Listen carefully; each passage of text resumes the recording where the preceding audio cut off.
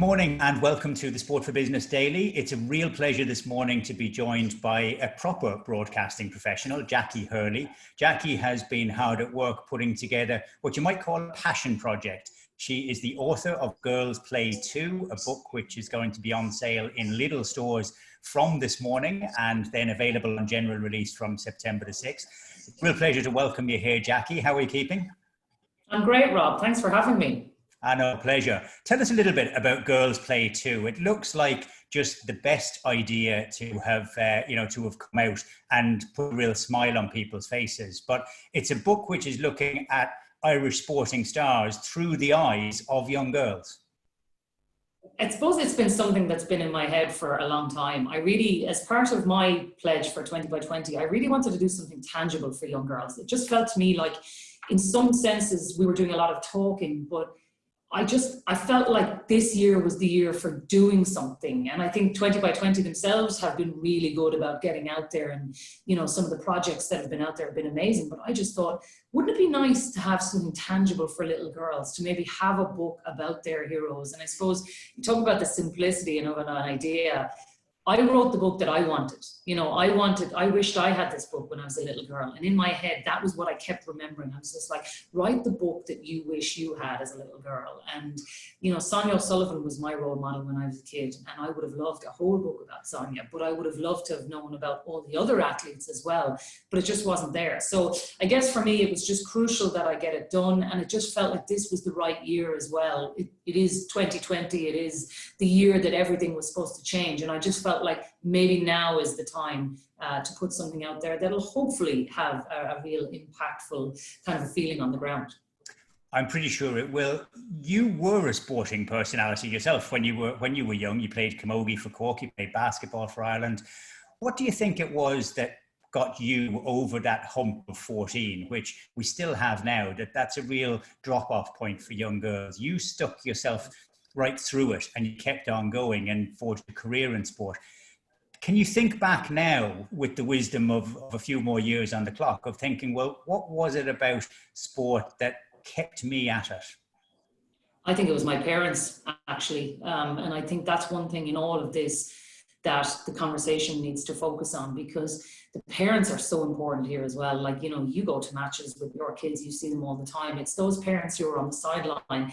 Maybe they weren't sports people themselves, but they recognize what it means to their kids. I was very lucky in my house that my mom and dad were both really active. Anytime I wanted to get involved with something, both of them were involved. My mom, she went and upskilled to become a manager on international teams that I was on, or Cork basketball teams, or whatever it was. My father became chairman of the local camogie club because he wanted the same for us as what the lads were getting. And I guess that kind of stuff is ingrained in you, because when you see your parents acting like that, that's when you go, well, this is really important to them as well. And I suppose in our head, we were always pretty big on healthy living, just being active and being out there. My brother and my sister were both involved in it. So it just came naturally to us as a family. But crucially, the fact that they were involved in it and I saw them playing sport made me think it was just normal as well. And that fact of actually sort of enjoying it as a family, really, really important. Looking at the collection of stories that you've pulled together for this book, there are plenty of them in there that you'd think, well, yeah, you couldn't possibly leave them out. And then a few others that some people will be introduced to for the first time as well. Who were a couple of the ones that you really looked forward to actually writing about? Because they're short little pieces, but, was it George Bernard Shaw that said, I wrote you a long letter because I didn't have time to write you a short one. It must have been hard to distill down a life in sport into, those few short paragraphs. How much fun was it though? Oh, it was so much fun, Rob. But the hardest part in it was choosing just 25, because yourself, when you're out there, you're interviewing these sportswomen. There are so many of them that have amazing stories. That I found the difficulty was in some of the ones that I had to leave out, who I would have loved to have had in the book. And then you asked me about some of my favorite ones to get the chance to do. There was one that was really important to me, and she was going into the book, and that was Susan Moran, because I grew up playing basketball. And this was a girl from Offaly that went all the way to the WNBA, and she showed people like me that it was possible at a time when Irish basketball was not on the map. She put it on the map on a female sense, and it was really important to me that even though everyone in Ireland might not know who Susan Moran is, that I wanted little girls to recognise that if you have a dream of going to the WNBA, you have it because this girl gave it to you, you know. So stories like hers were really important to me. It was also important to me that there was a variety in this. I didn't want this to be just a book about GAA stars or rugby stars or whatever it was. I wanted people to see that now there is a broad range of sports personalities that can be their idols. If you want to be a Paralympian or a rugby player or a soccer player or a boxer, you can be, because there is a multitude of Irish sports people who are dominating on the globe. Like you look at somebody like Ciara McGeehan, who has had a lockdown that she will remember for the rest of her life with the records that she's breaking. There are people like that in the book that I was like, I just want little girls to recognize that this picture, it doesn't have to be a one size fits all. There are loads of things out there for young girls to see, and they can recognize that there are not just 25 role models, but these are a selection of some of the best ones that they can see. And do you feel that diversity of sport in our schools, in our clubs, in our communities is sufficiently strong so that we've actually got an infrastructure there to welcome girls who want to play basketball, who want to emulate Ciara McGeehan or Sanisha Puspuri on the water? Are we doing enough from a sporting organisational point of view to actually make those dreams possible?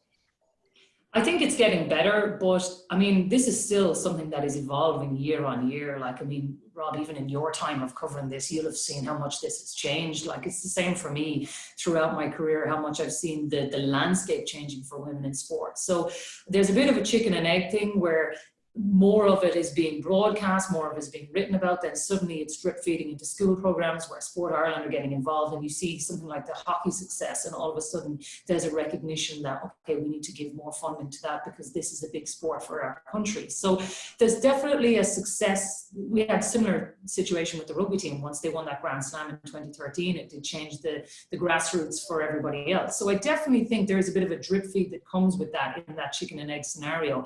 But I think this is really only step 5 of a 10-step journey. Like, really, you know, if you take 20 by 20 as the year, like that campaign for this year, 2020, that is the launch pad for the future.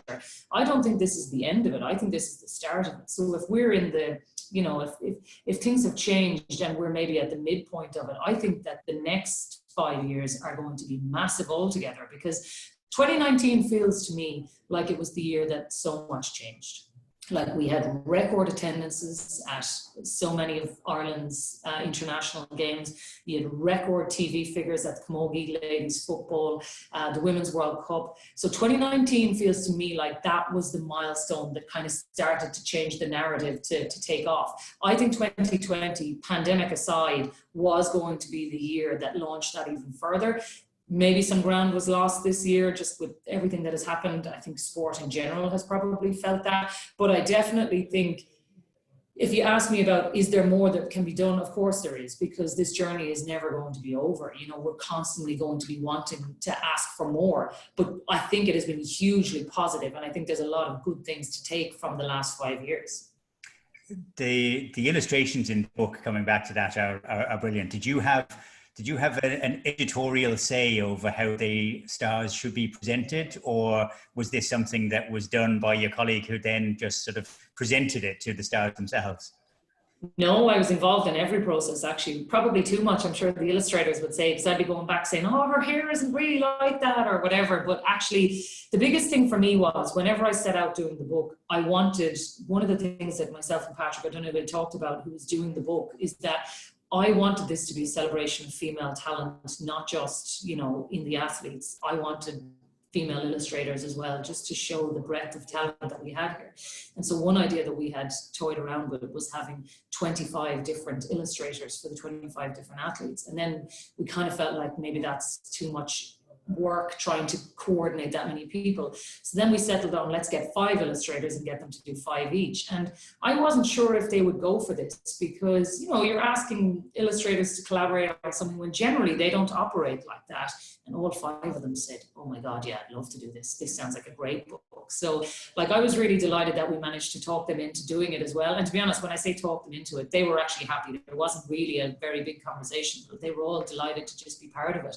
And then just, you know, the fun part was getting to see them go to work. You know, they'd send the drawings on and I'd be like, oh my God, this is class. I love it. And the biggest thing is then trying not to share it with everybody, because if you dying to put it out on social media, being, look at this amazing drawing of Katie Taylor, but people have to wait and see it in the book. But it just at the time, they blew me away how talented these illustrators are as well. It's been unbelievable. Great, and a nice one of yourself as well on the Jen Murphy caught me by surprise now when I saw that one. It was great. I would imagine so. The book talks about introducing you. It talks about your own kids. You've got Luke and Lily that are clearly involved in sport like yourself. But you've dedicated the book to Evanna and to all of the other girls who thought that boys were better. Can you tell us a little bit about who Evanna is and what that phrase actually meant to you?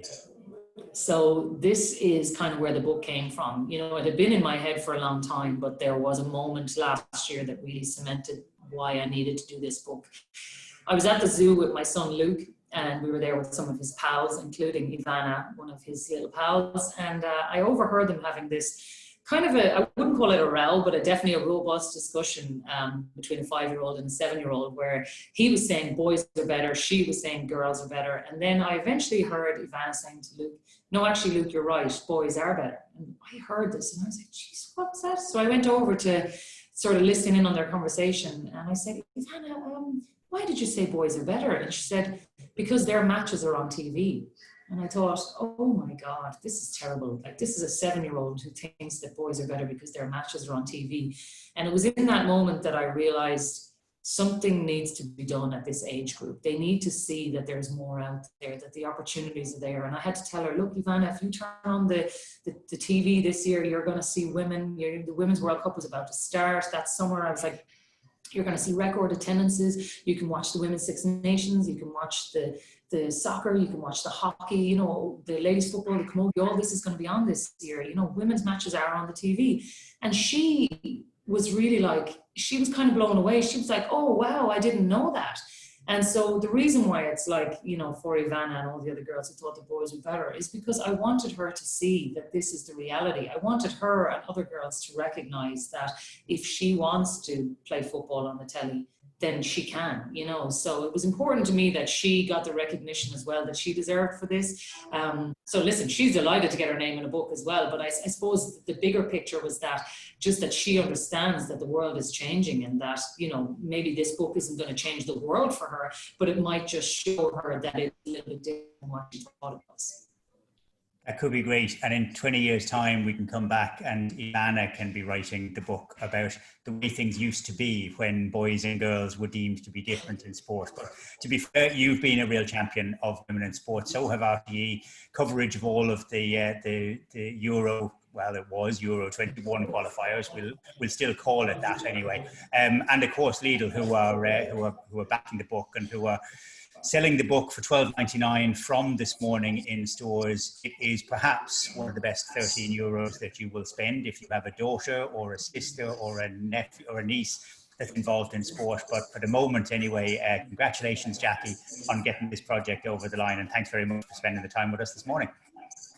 Thanks so much, Rob. I really, really appreciate it. And I just hope that people enjoy it now that it's out there. My hard work is done. Now I just hope that people like it. So thanks a million for the support.